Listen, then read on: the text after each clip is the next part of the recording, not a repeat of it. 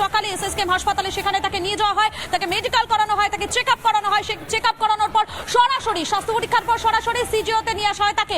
আমি সরাসরি চলে যাবো ঐন্দ্রিলার কাছে। ঐন্দ্রিলা এই মুহূর্তে রয়েছেন সিজিও থেকে।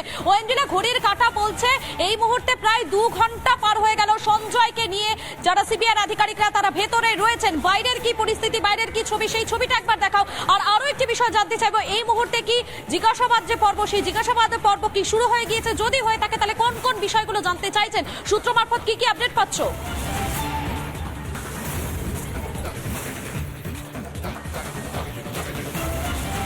কল্পিতা, সকাল থেকে কিন্তু আমরা দেখতে পেলাম যে ছবিটা সকালবেলায় লালবাজারে পৌঁছন সিবিআই আধিকারিকরা এবং তারপর আমরা দেখতে পেলাম যে সেখান থেকে তারা বিভিন্ন জায়গায় যাচ্ছেন এবং মূলত যে আদালতের নির্দেশ রয়েছে সেই নির্দেশ মতোই কলকাতায় এসে পৌঁছেছেন এই সিবিআই এর 7 সদস্যের একটি টিম। এবং এই জায়গা থেকে তোমাকে জানানোর চেষ্টা করবো, সঞ্জয় অর্থাৎ এই আরজিকরের ঘটনায় যিনি ধৃত, তিনি এই মুহূর্তে রয়েছেন এই সিজিও কমপ্লেক্সের একেবারে 2nd ফ্লোরে, যেখানে স্পেশাল ক্রাইম ব্রাঞ্চ দফতর রয়েছে সেখানে। এবং সেখানেই তাকে এই মুহূর্তে রাখা হয়েছে।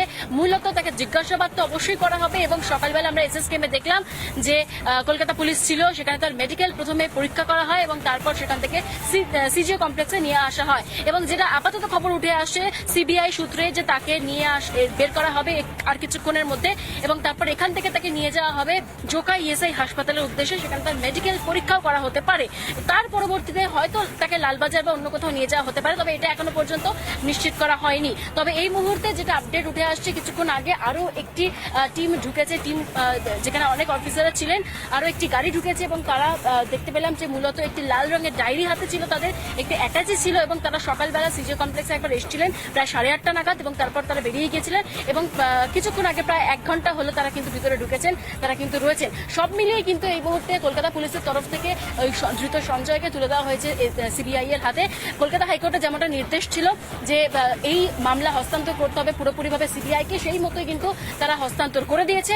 এবং তুমি যে জিজ্ঞাসাবাদের পার্টটি বললে যে তাকে কোন কোন বিষয়ে জিজ্ঞাসাবাদ করা হতে পারে, তোমাকে প্রথমেই বলি এই যে ঘটনা তিনি কেন ঘটিয়েছিলেন, অর্থাৎ ইন্টেনশন কি ছিল, এই সমস্ত বিষয়ে জানার চেষ্টা যেমন করা হবে, তারই সঙ্গে ওই অভয়ার বাড়ির লোকের সঙ্গে কথা হবে বলে বা তাদের বয়ান রেকর্ড করা হবে বলে এই বিষয়টা কিন্তু সামনে আসছে।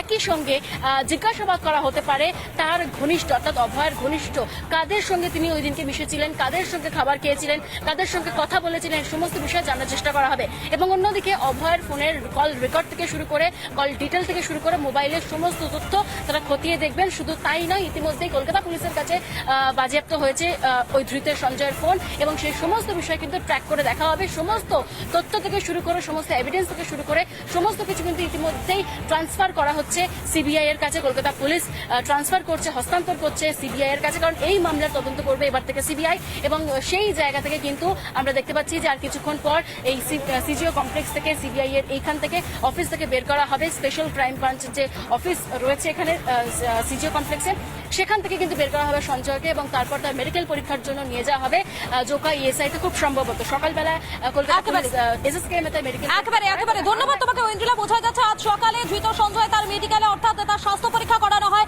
মেডিকেল চেক আপের পর তাকে সরাসরি নিয়ে আসা হয় সিজিও কমপ্লেক্স। আপনারা এই মুহূর্তে যে দুটো ছবি দেখতে পাচ্ছেন, একদিকে দেখুন ধৃত সঞ্জয়ের স্বাস্থ্য পরীক্ষা, এসএসকেএম হাসপাতালে তার স্বাস্থ্য পরীক্ষা করানো হয়, স্বাস্থ্য পরীক্ষা করানোর পর তাকে নিয়ে সরাসরি চলে আসা হয় সিজিও কমপ্লেক্সে। সেখানে ধৃত সঞ্জয়কে সিবিআই এর হাতে হস্তান্তর করে দেন কলকাতা পুলিশের যারা আধিকারিকরা রয়েছেন তারা। শুধু সঞ্জয় নয়, এই যে কেসের যে নথি, সেই সমস্ত নথিও কিন্তু ভেতরে নিয়ে যেতে দেখা যায়। আপনারা দেখতে পাচ্ছেন সেই ছবি, দুটো ছবি দেখাচ্ছি এই মুহূর্তে আপনাদের।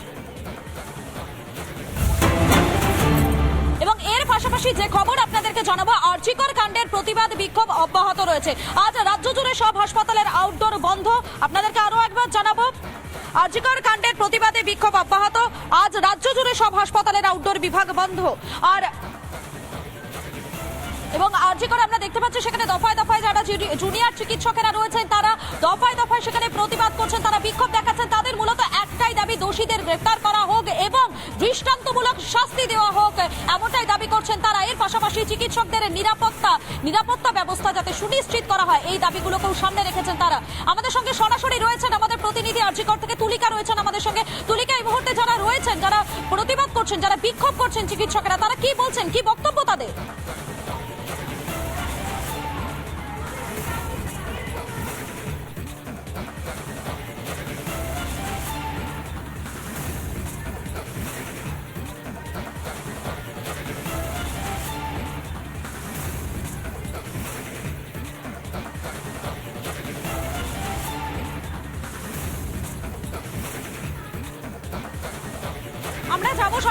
প্রতিনিধি তুলিকার কাছে। তবে এই মুহূর্তে যে ছবিটা আপনারা দেখতে পাচ্ছেন, আরজি করে ছবি দেখাচ্ছি আপনাদেরকে, এখনো পর্যন্ত আন্দোলনে অনড় রয়েছেন যারা চিকিৎসকেরা রয়েছেন, তারা আজও চলবে চিকিৎসকদের কর্মবিরতি। আন্দোলনে অনড় রয়েছেন তারা, হাতে প্ল্যাকার্ড নিয়ে তারা বিচার চাইছেন, তারা চাইছেন প্রকৃত দোষীদের গ্রেফতার করা হোক। সেই দাবিকে সামনে রেখে এখনো পর্যন্ত প্রতিবাদ বিক্ষোভ একেবারে অব্যাহত রয়েছে আরজি করের। অপরদিকে এই আরজি করে অভয়া ধর্ষণ এবং খুনের কাণ্ডে জড়িত সঞ্জয়, সেই সঞ্জয়কে ইতিমধ্যেই নিয়ে যাওয়া হয়েছে সিজিও কমপ্লেক্সে। তার আগে তার মেডিকেল অর্থাৎ স্বাস্থ্য পরীক্ষা করানো হয়, সেখান থেকে তাকে সরাসরি সিজিও কমপ্লেক্সে নিয়ে যাওয়া হয়। এই মুহূর্তে সিবিআই হেফাজতে রয়েছে এই সঞ্জয়, এবং ধৃত সঞ্জয়কে জেরায় আরো তথ্য উঠে আসে কিনা সেদিকে কিন্তু নজর রয়েছে। এবং এই মুহূর্তে আপনারা যে ছবিটা দেখতে পাচ্ছেন, সেই ছবি হচ্ছে সরাসরি আরজি করে ছবি দেখাচ্ছি, যেখানে আমি সরাসরি চলে যাবো, আমাদের প্রতিনিধি তুলিকা রয়েছেন, তুলিকার কাছে চলে যাবো। তুলিকা, ইতিমধ্যেই যেমনটা জানা যাচ্ছে ধৃত সঞ্জয়, সেই সঞ্জয়কে সিবিআই তারা নিজেদের হেফাজতে নিয়েছেন। সুতরাং এক্ষেত্রে দাঁড়িয়ে যারা চিকিৎসকেরা রয়েছেন তারা কি বলছেন, তারা কতটা আশাবাদী এই বিষয়ে যে এবারে প্রকৃত যারা দোষী রয়েছেন তাদের এক এক করে যে মাথা, সেই মাথাটা কি বেরিয়ে আসবে, তারা কি বলছে?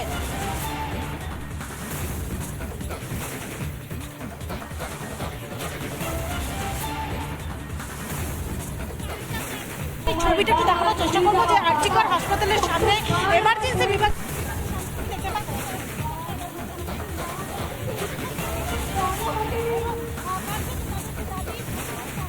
আমি ইউরোপ থেকে ডাক পেয়েছি। এই দেখো ইমেল।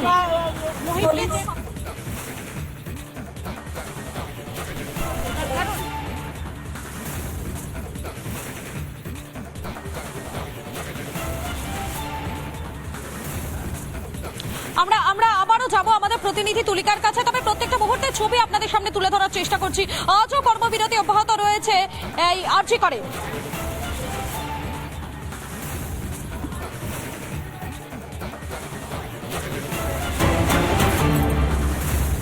আমরা লাগাতার আপনাদের সামনে যে খবরগুলো তুলে ধরার চেষ্টা করছি, অভয়া ধর্ষণ এবং খুনের ঘটনা, সেই খুনের ঘটনা প্রতিবাদের আজ শুধুমাত্র যে শহর কলকাতাতে রয়েছে তা কিন্তু একেবারে নয়।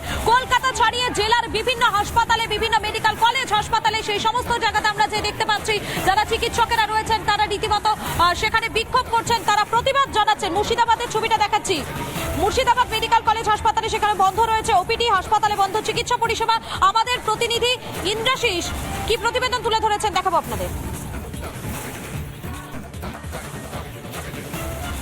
আরজি করা ছাত্রী মৃত্যুর প্রতিবাদে লাগাতার যে ধর্মঘট, সেই ধর্মঘট কিন্তু এবং কর্মবিরতি চালিয়ে যাচ্ছেন মুর্শিদাবাদ মেডিকেল কলেজ হাসপাতালের জুনিয়র চিকিৎসকেরা। মুর্শিদাবাদ মেডিকেল কলেজ হাসপাতালের যে এমার্জেন্সি বিভাগ রয়েছে তার সামনে বসেই দীর্ঘক্ষণ থেকে কিন্তু তারা বিক্ষোভ দেখাচ্ছেন, এবং আজকে সকাল থেকেও কার্যত কিন্তু সেই বিক্ষোভ চলছে। এরই মাঝে যারা রোগীর পরিবারের লোকজন তাদেরকে কিন্তু যথেষ্ট হয়রানির মধ্যে পড়তে হচ্ছে, এবং তাদের পক্ষ থেকে মূলত যেটা দাবি করা হচ্ছে যে টিকিট দেওয়া হচ্ছে টিকিট কাউন্টার থেকে, কিন্তু আউটডোরে যে চিকিৎসা পরিষেবা সেটা কিন্তু কার্যত বন্ধ করে রাখা হয়েছে। তাহলে কেন টিকিট দেওয়া হয়েছে এই প্রশ্ন কিন্তু তারা তুলতে শুরু করেছেন, এবং এই অভিযোগ ঘিরে কার্যত এক প্রকার বিক্ষোভে ফেটে পড়ে রোগীর পরিবারের লোকজন। তারা মুর্শিদাবাদ মেডিকেল কলেজ হাসপাতালের যে ওপিডি বিল্ডিং রয়েছে তার সামনেই রাস্তায় বসে পড়ে কার্যত বিক্ষোভ দেখাতে শুরু করেন, এবং তাদের পক্ষ থেকে পরিষ্কারভাবে দাবি করা হচ্ছে যে চিকিৎসা না হলে কেন টিকিট দেওয়া হচ্ছে এই প্রশ্ন কিন্তু তারা তুলতে শুরু করে। পরে পুলিশ যখন সেই বিক্ষোভ তুলতে যায় তখন পুলিশকে ঘিরেও কার্যত এক প্রকার বিক্ষোভে ফেটে পড়েন রোগীর পরিবারের লোকজন। পুলিশকে এক প্রকার ঘেরাও করে রাখা হয়। পরে বিরাট পুলিশ বাহিনী ঘটনাস্থলে আসে, র্যাব নামানো হয়, এবং তারপরে বিক্ষোভকারীদের সেখান থেকে সরিয়ে দেয়। যে ঘটনা ঘটেছে তাতে মূল অভিযুক্তদেরকে চিহ্নিত করে দৃষ্টান্তমূলক শাস্তির ব্যবস্থা না করা অবধি এই লাগাতার আন্দোলন তারা চালিয়ে যাবেন। ক্যামেরায় অপূর্ব চৌধুরীর সঙ্গে ইন্দ্রাশিস বাগচি, রিপাবলিক বাংলা, মুর্শিদাবাদ।